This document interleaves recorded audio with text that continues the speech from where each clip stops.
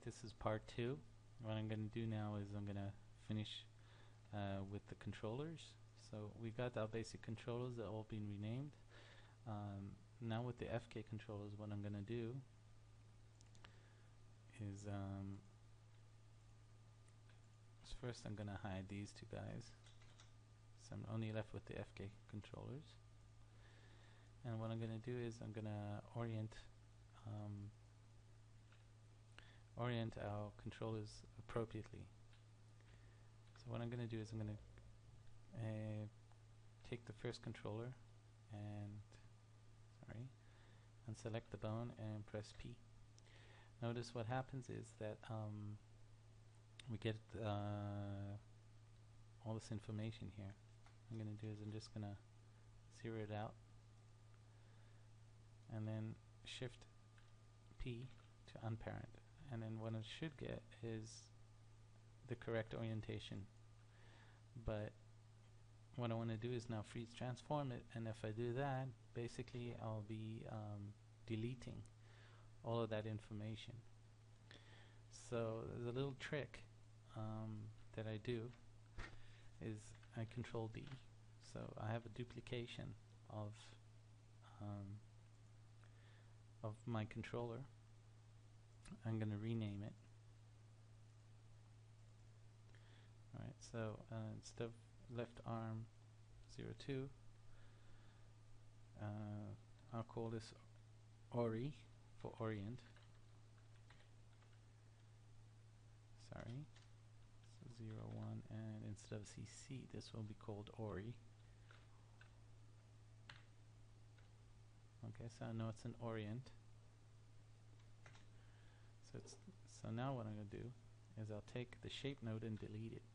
So basically I have like an empty group. And then just drag middle mouse button. Alright,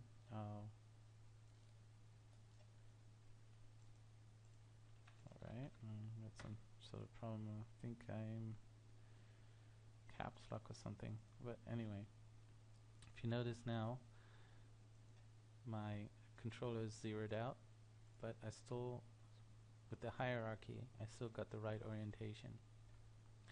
So now what I can do is again isolate my bones and just fix the orientation so it goes along the shape. We'll move on to the next one. Again, turn off the isolate the bones. And in this case, I'll just orient this and freeze transformations. Alright. And now, just so you could see it better, okay, I'm going to parent. I'm going to zero out.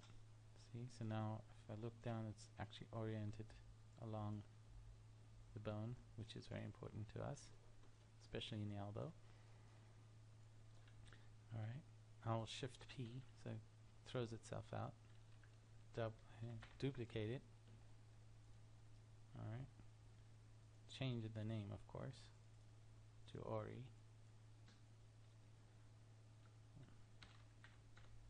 For orient.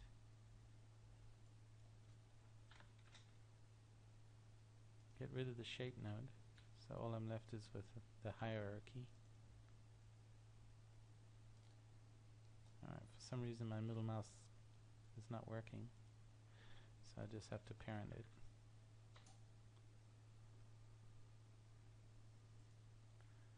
And we move on to the next one. Okay, next one in line. I'll do this again, I'll orient. Just, eyeball it for now. It doesn't really matter. We don't have a character. Alright. That's been eyeballed.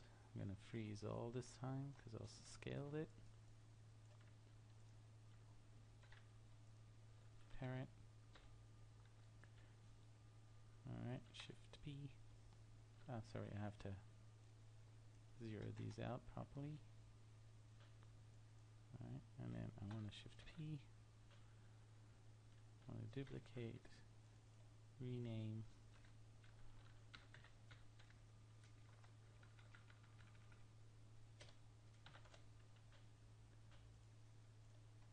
get rid of the shape node,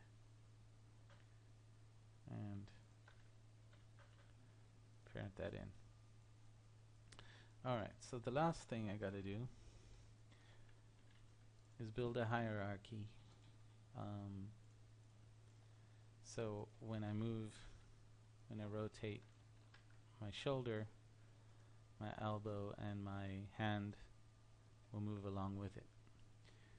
So it's just a matter of parenting this correctly. So what I'm going to do is I'll take the ori and throw it into our aim constraint arm. Damn it. Do this again. Sorry about that. I'm having some issues with my Maya. Alright, so we're going to just parent that. Double open it. So we have the shape. Alright, so we want the CC forearm control to be the parent of the ori wrist control. So it should look like this now. So you got the ori left arm, and then you got the CC arm, and then underneath that the shape, and with the shape in the same hierarchy you should have the ori forearm, and so on. Alright, I'll leave this so you guys can see. Alright, so and these should go underneath the shoulder. So basically the shoulder now controls this guy controls these guys. And test it out, make sure it's working. Alright, so the next thing what I gotta do is basically now connect these to the orientation. So there's two ways of doing it, or using constrained or direct connect. So I'll start off with the direct connect and see if we have any trouble with that. We shouldn't have. If not, then I'll just use the orientation constraint. I prefer not to use constraints because they tend to break. So let's start off here and here, and I'll go to Window, and then what I want is the connection editor, and this should open up. And I'll go down to my rotation over here, and my rotation here, and now we connected. We do the same to this one, this one. So I'm going to load bone here, load here, rotate, rotate. Working excellent. Now we do the same here.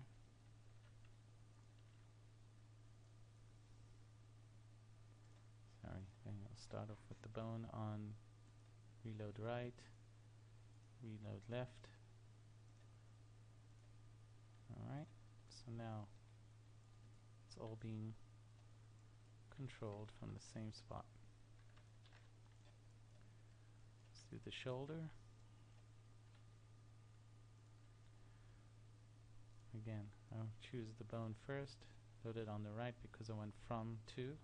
Alright, left, rotate. The shoulder basically is going to control the AFK as well, but we'll see that when we get to that. Alright. Alright, so now that we got our FK sorted out, let's move on to our IK.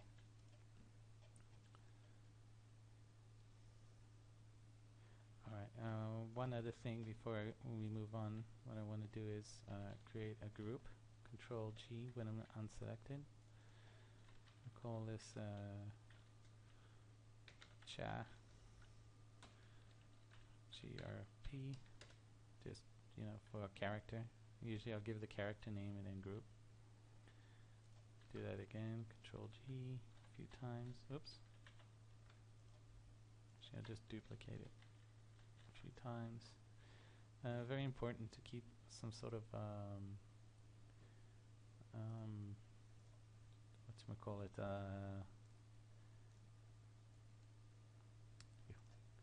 order. So what I'm going to do is choose all of these groups, and I'm going to choose all its transform scales. I'm going to right click, go down to lock and hide selected, and basically only leave the visibility. And let's give these names. This will be GRP, GRP Bo. And then we have GRP CC controllers, then GRP Geo if there's geometry. Oops, double. And then you could put the extras and so on. This will be enough for now. Usually I have a few others. What I'll do is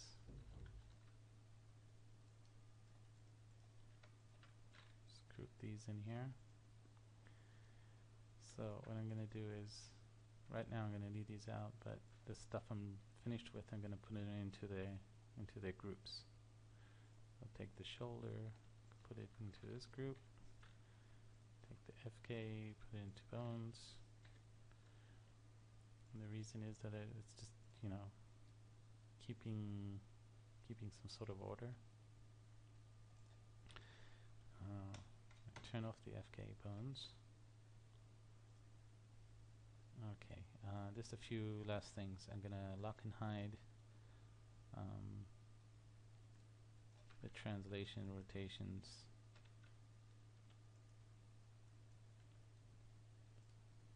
Translation and rotations and scale of my controllers, because I don't need them here. Lock and hide. Do the same here because it's, well, this one I'll probably leave. Just get rid of the scale, because we don't want the animator touching stuff he's not supposed to. Alright. So now do the same here to the IK. Yeah, IK, we get rid of the rotations. Actually, just get rid of the scale for now. Alright. Lock and hide. Okay. I'm gonna turn off the visibility on the group, so I'm just left with this. Actually, bow and bone, I could also move into the bone group.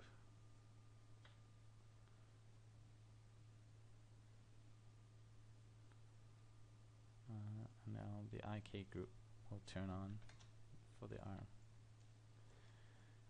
So what I'm going to do now is create an IK system. I'll go to bone, skeleton, go to the IK handle. I'll just open the tool. I want it to be an RP solver. Okay, just made sure. Close that now. I'm going to choose the elbow, the shoulder down to the wrist. And now you can see I got IK. See, it's moving. I'll choose the elbow controller and the IK controller, and now I'm going to go to over here, constraints, and go to pull vector constraint. What this will do now is it will move the elbow up and down. And the last thing I'm going to do, well, not the last, I'm going to parent the IK to the controller. So now it's moving properly. And because I want to control the hand, alright, what I'm going to do is I'm going to open my connection editor once again and reload. Alright, connect it to the rotations. Let's check it out again. Now it's working fine. Alright, so we basically are now finished connecting everything. I'll just put all the bones and my controllers. I gotta make one more controller, and we are done with that. So let's just make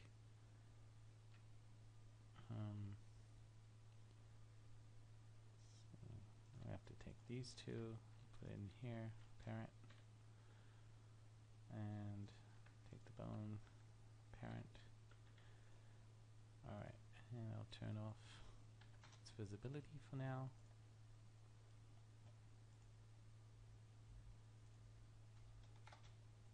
Alright, I'll turn on the bound bone now, because now I'm going to create a controller who's going to be bound to the arm. It's going to move with the arm, and this will be our FK-IK switch. The easiest way to do it is to go to create text. Here it is, here, and I'll call this FK-IK,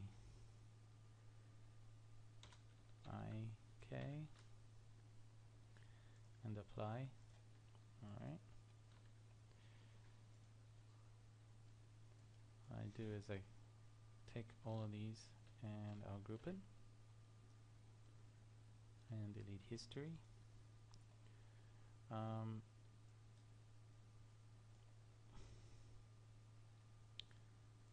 Shift P, get out of that group. Alright, so now what I have is each one of these are separate. So I'm going to show you how to connect them up into one shape. Okay, sorry. Okay, so what I have to do now is connect between each one of these letters. And to do that, what I want to do is put it basically connect all of these shapes under one shape, one major shape. So I'm going to choose the F for that. So I'm going to write a little script. I'm going to write parent space minus add minus shape, and then the name of the shape. But before I do that, if I choose this, you could see that all of my letters here are not freeze transformed. So I'm going to freeze transform these first, because I want them to keep their position. And I'll copy the shape name over here and paste it on my command here. I'll choose the curve that I want the shape to come underneath it and press enter. Sorry. Press enter. Now if you look underneath the shape, I got now two shapes. Alright. So let's do this again on the next one. By the way, I can now delete this curve. Let's go to curve 3. Alright. What I can do is press the up arrow and I get the last command I put in here. And I'll change this to 3 and choose the F, enter, get rid of curve 3. Let's do this one more time. Choose the 3 into a 2. Sorry. Yeah, curve 2. Alright, get rid of curve 2. And now curve 1. Alright, so now we got this. I could send a pivot, send to its pivot. Let's call this a CC. FK IK 01. Alright. Take it out of its group. Get rid of the group. Alright, so now we got a controller for the FKIK. I'm going to scale it down. Move it just over the hand. And freeze its transformations. Alright, so now what I'm going to do is isolate the bones, choose the, let's put it as something to float over the hand.